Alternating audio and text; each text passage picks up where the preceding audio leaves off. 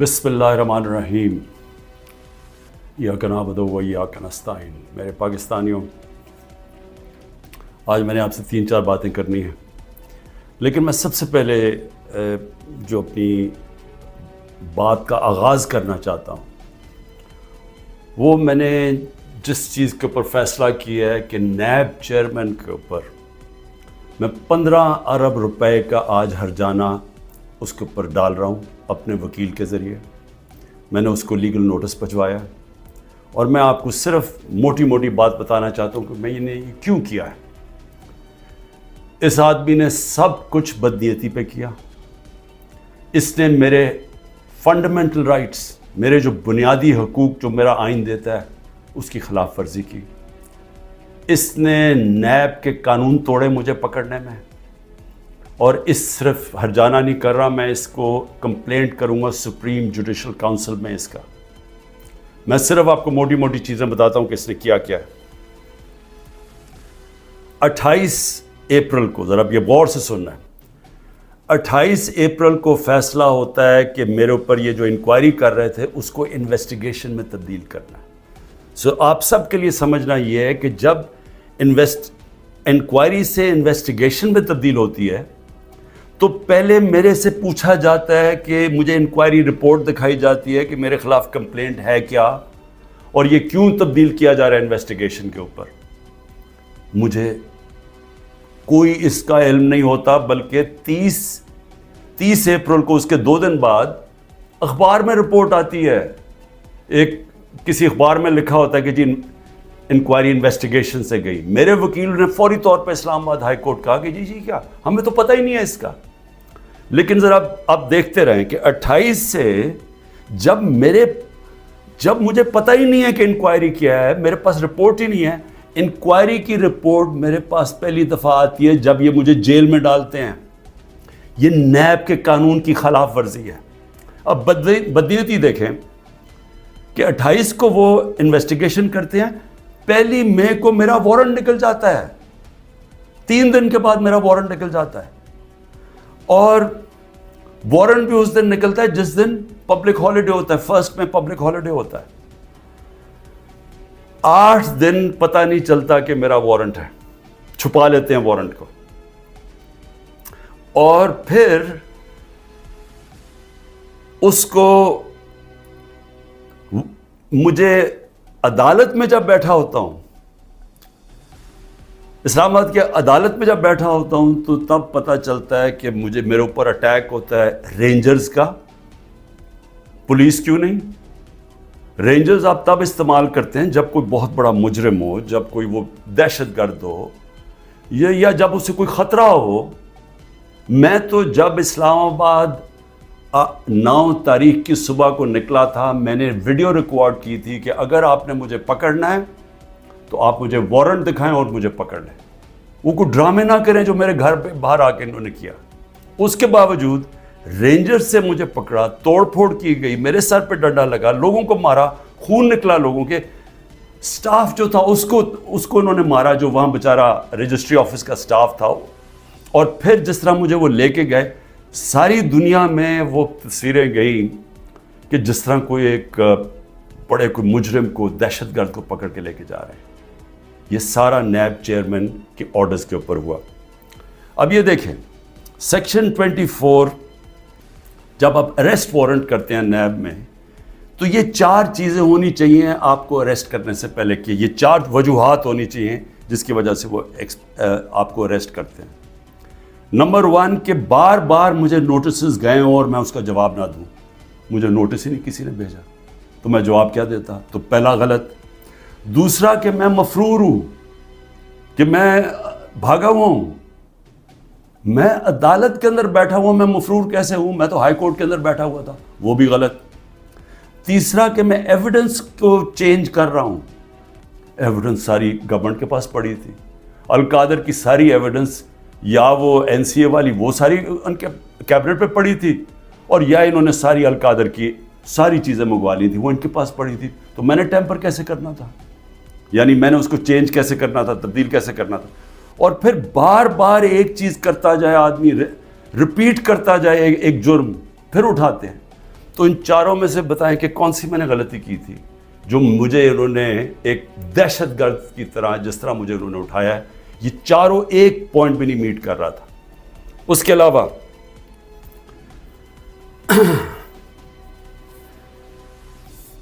جس طرح انہوں نے مجھے اٹھایا، میں اس لیے ہرجانہ کر رہا ہوں کہ انہوں نے ساری دنیا میں خبر گئی کہ عمران خان کو کرپشن کیس پہ اٹھا لیا۔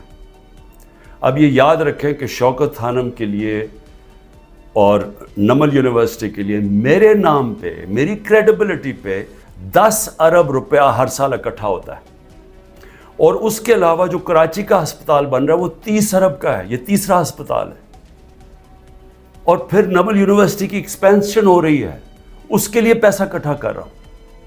تو ایک آدمی کی جب ساری دنیا میں آپ نے اس طرح غیر قانونی طور پہ کیا تو ساری دنیا میں پیغام کیا گیا کہ عمران خان کسی کرپشن میں ملوث ہے، اور اس کی وجہ سے متاثر ہو سکتی ہیں یہ اربوں روپے کے جو میں ہر سال پیسے اکٹھے کرتا ہوں۔ اس لیے میں نے اس کے اوپر ہرجانہ کیا، اور اسی لیے میں صرف یہاں نہیں، میں سپریم جوڈیشل کاؤنسل میں اس کی کمپلینٹ کروں گا۔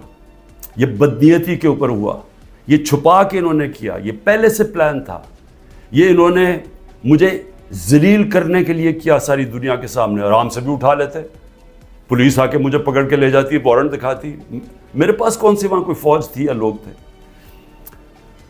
تو آخر میں اس چیز کے اوپر میں صرف یہ کہنا چاہتا ہوں کہ یہاں سے پری پلان بنا ہوا ہے کہ کسی نہ کسی طرح عمران خان کو پکڑ کے تو جیل میں ڈالو، تو راستے سے ہٹا دو۔ یہ پوری تیاری ہے، 150 کیسز ہیں، اور اب یہ حالات ہیں کہ اتنا پریشر ڈالا ہوا ہے انہوں نے کہ میرے وکیل گھبرانا شروع ہو گئے ہیں۔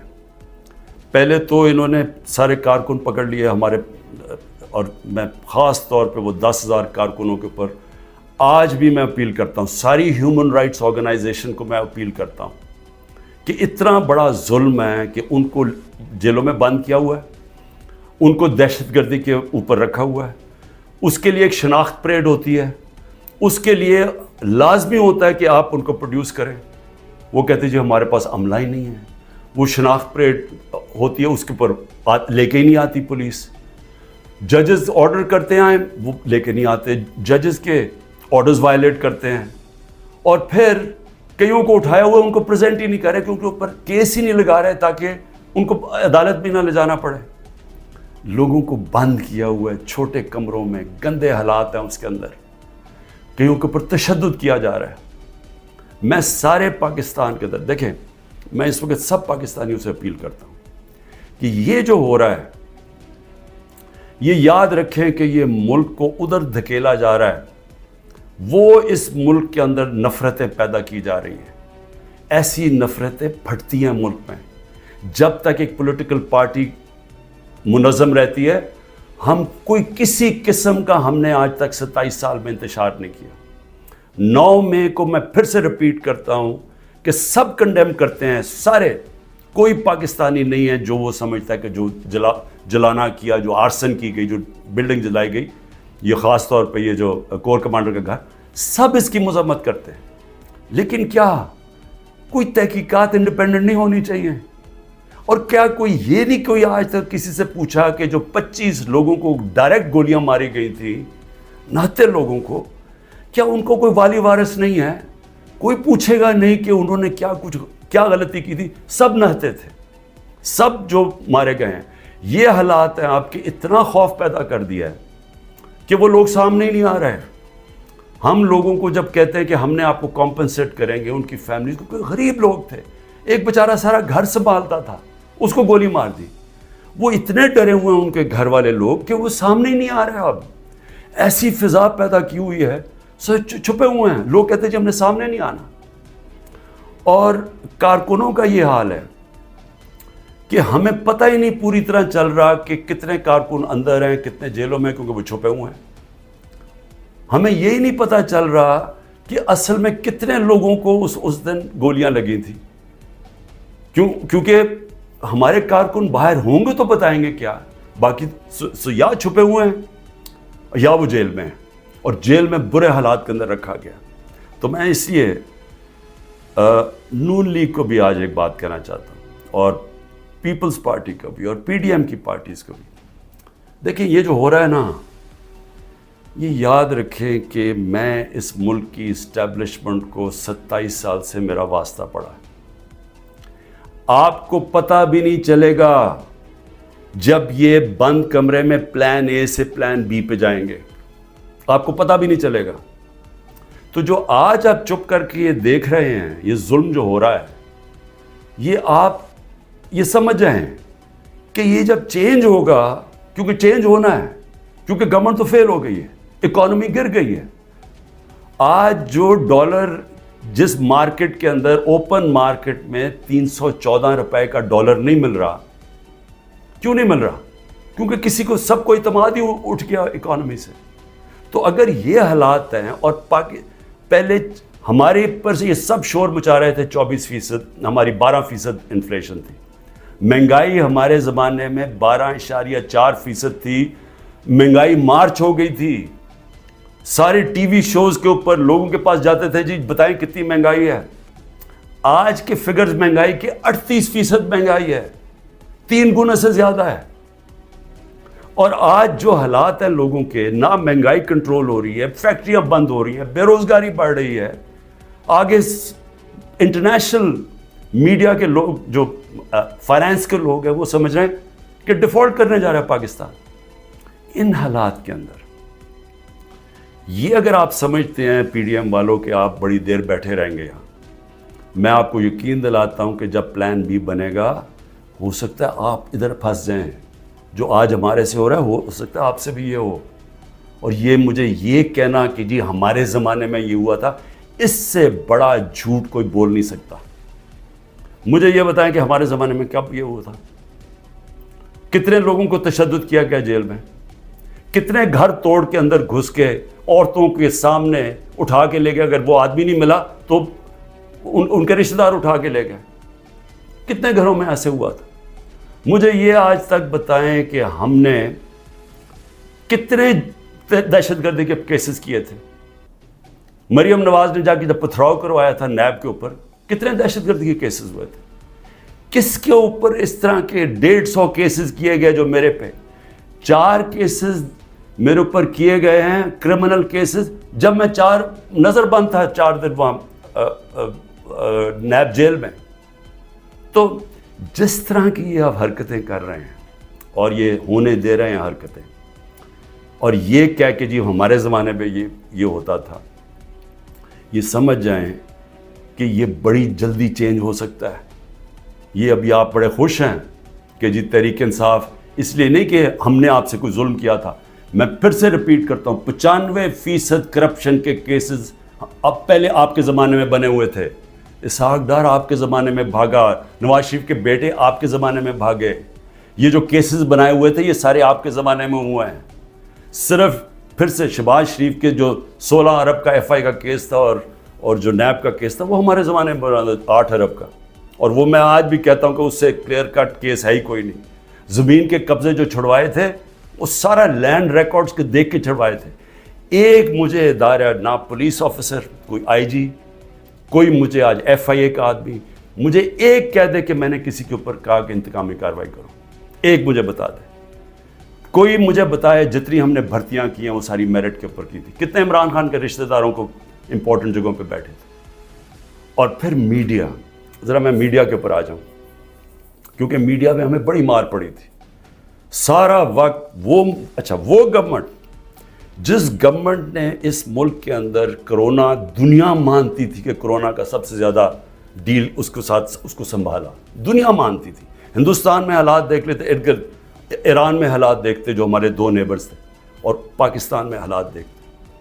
اپنے ملک کو جس طرح ہم نے نکالا ہے اور بڑی رسک لے کے, تو میں آج یہ سوال پوچھتا ہوں کہ ہمارے طرف اخبار اٹھا کے دیکھ لیں, جو ہماری مٹی پلیت کی گئی ہے میڈیا میں. اور ایک کیس ڈال دیجیے رانا ثناء اللہ کے اوپر, وہ ڈرگز کا کیس تھا.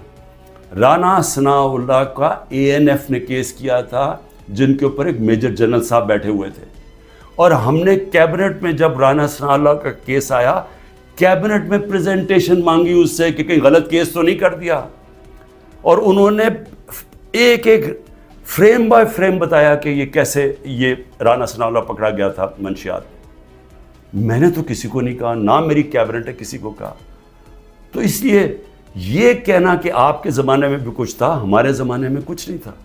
اور میں آج آپ کو آگے بھی بتا دوں کہ الیکشن جب ہوں گے, یہ میری آج پیشن گوئی مان لیں, جو مرضی کر لیں آپ, جتنا تحریک انصاف نے انشاءاللہ. تو جب ہم آئیں گے, میں آج آپ کو انشاءاللہ ہم جب آئیں گے, میں آپ کو ابھی بھی یہ کہتا ہوں, میرے سے جو کیا ہے میں تو ان کو معاف کر دوں گا. مجھے قتل کرنے کی جنہوں نے کوشش کی میں معاف کر دوں گا, کیونکہ میں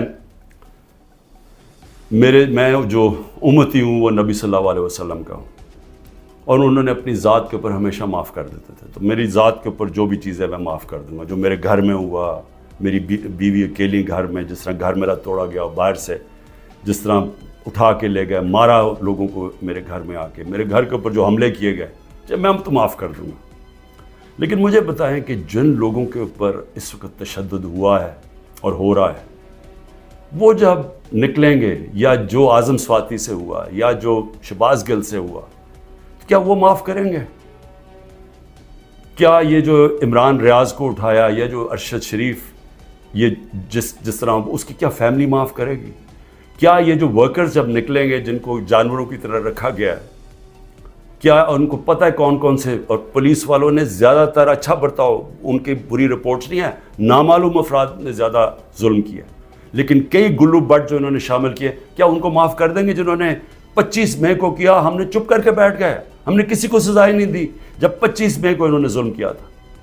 تو کیا اب ہم معاف کر دیں گے؟ یہ جو ورکر جب نکلیں گے وہ ڈیمانڈ نہیں کریں گے کہ جن سے ظلم کیا گیا. تو اتنے انتہا پہ جو آپ لے کے جا رہے ہیں, یہ یاد رکھیں کہ کہیں پلان بی بن گیا تو آپ اسی جگہ پہ پھنس جائیں گے.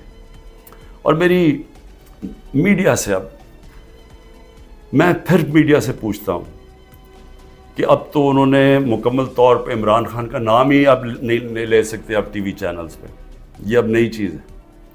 اگر عمران خان کا ٹی وی چینلز پہ نام نہیں لے سکتے, تو اب میں سوچ رہا ہوں کہ ٹی وی چینلز پہ گفتگو کیا ہوگی شام کو.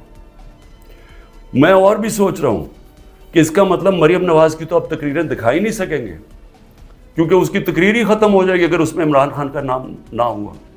یعنی اس طرح سے کیا ملک میں, کیا لوگ اتنے بیوقوف ہیں کہ اگر آپ یہ نہیں کریں گے تو اس سے وہ بھول جائیں گے لوگ P T I Imran Khan کو.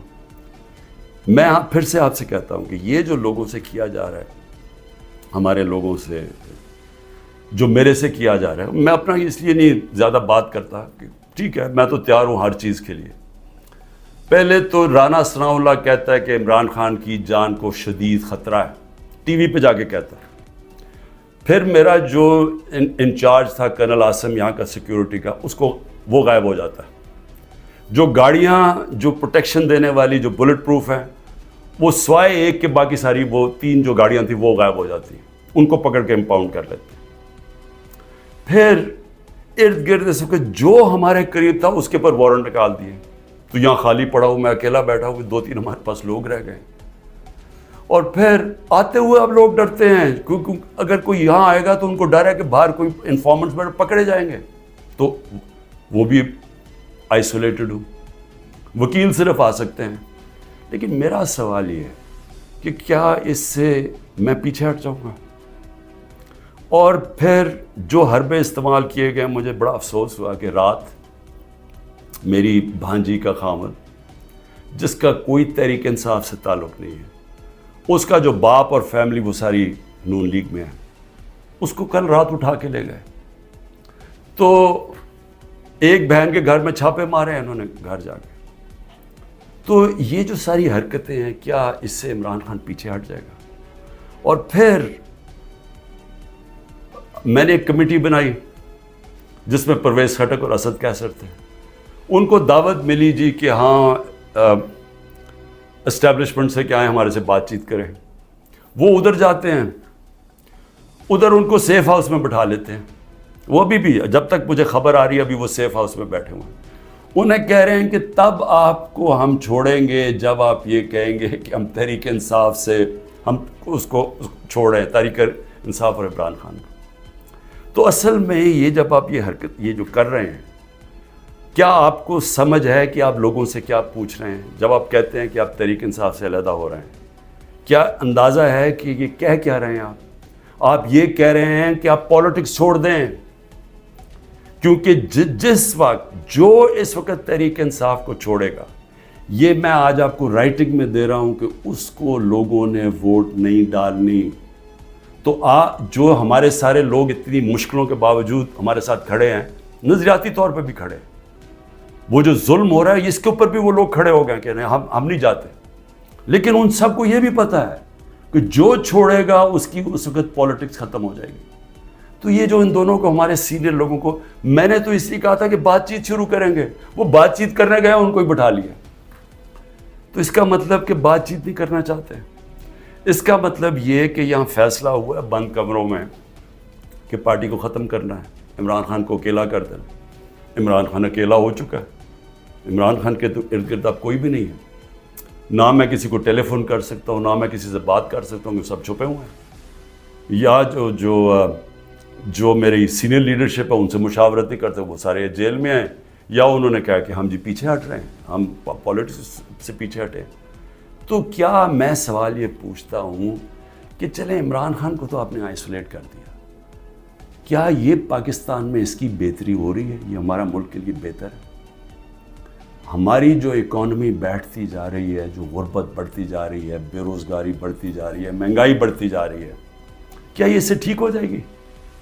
کیا اندازہ نہیں کہ یہ جو بھی سوچ رہے ہیں، جو بھی یہ سوچ ہے اس کے پیچھے، کیا وہ آگے پاکستان کا بھی سوچ رہے ہیں؟ ایک پارٹی جو ملک کی فیڈرل پارٹی ہے، جو اس وقت سارے صوبوں کے اندر ہے اور سب کو اکٹھا رکھ سکتی ہے، جب اس پارٹی کو توڑنے کی کوشش کی جا رہی ہے اور اس کے لیڈر کو ختم کرنے کی کوشش کی جا رہی ہے، کیا یہ پاکستان میں اس کی بہتری ہے؟ ہمارے ملک کی بہتری ہے اس میں؟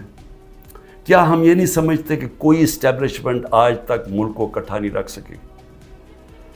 جو ہماری طرح کا ملک ہو، جدھر مختلف صوبے ہوں، مختلف زبانیں ہوں، جب جس طرح کے یہ حالات کیے جا رہے ہیں، یہ پاکستان سے دشمنی ہو رہی ہے، کیا عمران خان کو اب غدار کہہ کے وہ مان جائے گی؟ لوگ غدار قوم مان جائے گی؟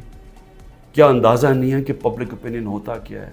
میں گراؤنڈ پہ، میں نے 27 سال گراؤنڈ سے پارٹی بنائی ہے، میں نے کبھی کسی کو ڈیڈی کہہ کے کسی کی ڈکٹیٹر کی کیبنٹ میں نہیں بیٹھا 8 سال پہلے اور پھر پالیٹکس میں آیا، یا میں کسی کی چھت کے اوپر سریے لگاتے لگاتے میں چیف منسٹر نہیں بنا، میں نے زیرو سے پارٹی شروع کر کے یہاں پہنچا۔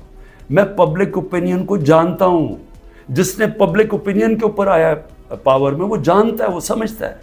میں اس لیے آپ کو کہہ رہا ہوں کہ یہ جو آپ کر رہے ہیں، اس سے پارٹی کمزور نہیں، پارٹی طاقتور ہو رہی ہے، کیونکہ پبلک جڑتی جا رہی ہے اس کے ساتھ، اور لیکن کمزور پاکستان ہو رہا ہے، ہمارے ملک کو کمزور کیا جا رہا ہے۔ ہماری معیشت جب کمزور ہوتی ہے تو سارا ملک کمزور ہو جاتا ہے، اور سب سے بڑی بات کہ پالیٹکس کو فریگمنٹ کیا جا رہا ہے۔ جو پلان مجھے نظر آ رہا ہے وہ یہ ہے کہ ہر پارٹی کو چھوٹی چھوٹی ان کے ووٹیں دے دیں، اور پھر وہ ساروں کو اکٹھا کر کے جب آپ بٹھائیں گے تو سمجھیں گے کہ وہ کمزور قسم کی حکومت ہوگی جو کنٹرول ہو سکتی ہے پیچھے سے۔ تو یہ تو ملک کی تباہی ہے، ملک کی اس وقت ریکوائرمنٹ ہے، جو معاشی تباہی مچ چکی ہے ملک میں، جو ملک جدھر جا کے کھڑا ہو گیا ہے۔ آپ کو تو وہ ایک گورنمنٹ چاہیے جس کو پبلک، جس کے پیچھے کھڑے ہو، پبلک کا مینڈیٹ ہو جس کے پیچھے، جو کہ پھر ملک کو اکٹھا بھی کر سکے اور مشکل فیصلے کر سکے۔ اور مشکل فیصلے کیا ہوتے ہیں؟ ملک کو ری اسٹرکچر کر سکے، گورننس سسٹم ٹھیک کر سکے، رول آف لا لے کے آئے پاکستان میں، وہ انویسٹمنٹ کی انوائرمنٹ بنائے تاکہ انویسٹمنٹ تو آنی شروع ہو، اور تو چھوڑے بیرون ملک پاکستانی سب سے بڑا اثاثہ ہے۔ جس وقت ہم نے ملک میں قانون کی حکمرانی کی، ان کی انویسٹمنٹ آ جائے گی، لیکن یہ تو اس کو دوسری طرف جا رہے ہیں، اس میں تو پاکستان میں امید ہی ختم کرتے جا رہے ہیں۔ اور میں آخر اپنی بات ختم کرتا ہوں اپنے ورکرز کے لیے، کہتے ہیں کہ جتنے بھی میرے ورکرز ہیں، وہ جس طرح بھی میری ان تک آواز جائے، مجھے پتہ مشکل ہے وقت، چن کے ہر تھانے کو حکم دیا گیا کہ پی ٹی آئی کا کوئی کارکن ہے تو اس کو پکڑو یا اس کو دباؤ یا اسے کہو اپنی وہ کہے کہ جناب میں آج پاکستانی فوج کے ساتھ کھڑا ہوں اور میں تحریک انصاف چھوڑ رہا ہوں۔ ہم سارے پاکستانی فوج کے، میں بار بار کہ ہم سب فوج کے ساتھ کھڑے، کون نہیں کھڑا ہوگا اپنی فوج کے ساتھ جس نے آپ کی ملک کی حفاظت کرنی ہے؟ لیکن یہ ایک آڑ لے کے کہ جی وہ 9 مئی کو پاکستان تحریک انصاف کو ایک بالکل ایک اس کے اوپر پورا کریک ڈاؤن کر دو اس کا بہانے میں، تو میں اپنے سارے کارکنوں کا صبر کریں، مشکل وقت ہے، آپ کے لیے مشکل وقت ہے، میرے لیے سب سے زیادہ مشکل وقت ہے۔ مشکل وقت کیوں ہے؟ کیونکہ سارا دباؤ انہوں نے میرے پر ڈالا ہوا ہے۔ تو جب تک میں کھڑا ہوں، جب تک یہ سارے حربے استعمال کر رہے ہیں مجھے پکڑنے کے، کوئی نہ کوئی کیس میں تو پکڑ ہی لیں گے کیونکہ اتنے زیادہ کیسز ہیں، اور اگر میرے وکیل اب ڈرنا شروع ہو گئے ہیں تو میں خود تیاری کر رہا ہوں کہ میں خود ہی پھر مجھے اپنے کیسز عدالت میں جانا پڑے گا، لاء پڑھنے کی بھی اب کوشش کر رہا ہوں۔ سمجھ بھی ویسے میں نے اتنی دفعہ عدالتوں کے چکر لگائے ہیں کہ میں کافی سمجھ بھی گیا ہوں کہ قانون کیا ہوتا ہے، تو میں وہ بھی تو لگ تو ایسے رہا کہ وہ وکیل بھی آخر میں چھوڑ جائیں گے، لیکن عمران خان جب تک زندہ کھڑا رہے گا اپنے ملک کی حقیقی آزادی کے لیے۔ اور میرے کارکنوں، آپ اس کو پالیٹکس نہ سمجھیں، آپ ایک دن دنیا کہے گی کہ یہ وہ لوگ ہیں جو کھڑے تھے پاکستان کی حقیقی آزادی کے لیے اور انہوں نے قربانیاں دی اپنے ملک کو آزاد کرنے کے لیے۔ پاکستان پائندہ باد۔